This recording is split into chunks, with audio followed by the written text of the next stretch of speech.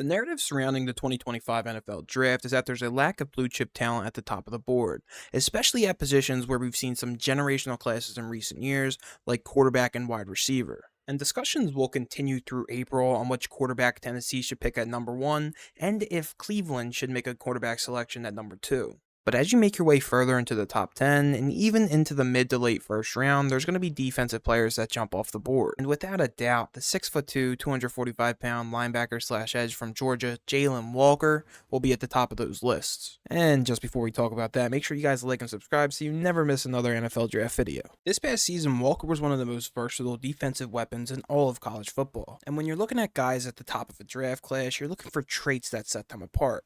And the trait that sets Walker apart is his elite athleticism. On this play, Walker's responsibility is a QB spy, which is something that he's actually responsible for often. Essentially, he mirrors all movements of the quarterback, and whenever he sees a chance to go and rush the passer, he is able to do so. And Walker did an outstanding job, closing the scramble lane for Quinn Ewers, forcing him to roll out and make a throw on the run that was not completed. And when I called Walker a defensive weapon, I really meant it. He's one of those Swiss Army knife players that have played all over a defense. He's played off-ball linebacker, he lines up in the A-gap sometimes, and he also does a lot of rushing off the edge, which is where he projects in the NFL. Now on this play, Clemson's going to run some sort of option where the quarterback ends up keeping the ball. Essentially, Walker's going to defeat the block of this left tackle, keep his outside arm free, and be able to make the tackle while getting held. And while there are a million reasons why some players don't work out in the league, there is one thing that is very common among the best players in the NFL, is that their technique is always pitch perfect. And that's what I like from this play from Jalon Walker. Being able to set the edge and keep your outside arm free while also making the tackle is just amazing from a player like him. This play just purely showcases the athleticism, the technique, and the motor that Walker possesses, as he's going to be on the opposite side, the backside of this inside zone, and he is going to absolutely hawk down the running back before he even crosses the line of scrimmage. And when identifying a run play, it's really cool to see the defensive end stay skinny to the line of scrimmage and not get upfield. This is exactly what setting the edge is. And now there's a lot of players in college defenses that are able to do their job. But what sets Walker apart and sets a lot of the top defensive players in this class apart is that they're able to do their job and then make amazing plays, which is exactly what this play is. And now I will admit, I don't think Walker's a perfect player by any means. I think he lacks a little bit of polish in his pass rush, but that is definitely something that he can work on as he continues his NFL career. But on this play, I think he showcases one of the moves that will work at the NFL level.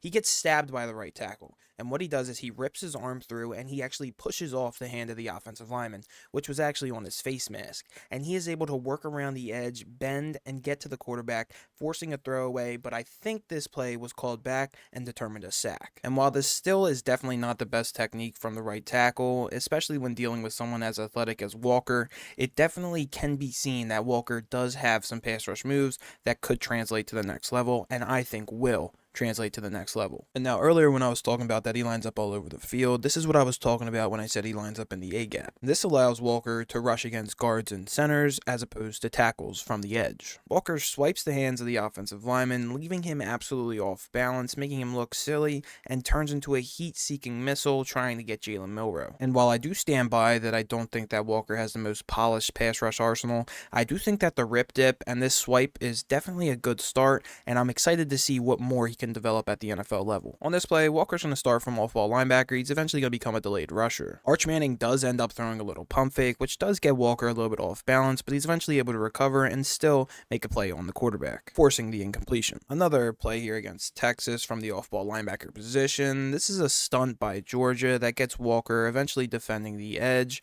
and what he's going to do is he's going to set the edge, realize that it's a run to the opposite side, and he's going to chase this down from the backside again. The athleticism that Walker possesses allows him to be so disruptive in both the pass and the run game. And as you've seen with all the places that he's been lined up all over the defense, it doesn't really matter where he's lined up, he's going to make an impact. Walker spent most of his time in this Texas game as an off-ball linebacker. We also saw this in the Alabama game, mostly trying to just keep their athletic quarterbacks in the pocket, trying to not let them get on the edge and make too many running plays. And I wanted to include this play not because Walker makes some amazing play or gets into the backfield or does anything, but just just because it shows that he's able to beat a second level block, something that's very important for linebackers at the next level. Here's Walker working on Kelvin Banks Jr. on the left side of the screen. Eventually he's going to do this feint move where he tries to work back inside from feinting outside. It just doesn't work, but he keeps on working, keeps on moving Kelvin Banks Jr. back, and when Ewers does not step up into this massive pocket that was made for him, Walker just ends up getting thrown into him and is essentially credited for a sack. Here again, working on Banks Jr., we're going to see Walker stab,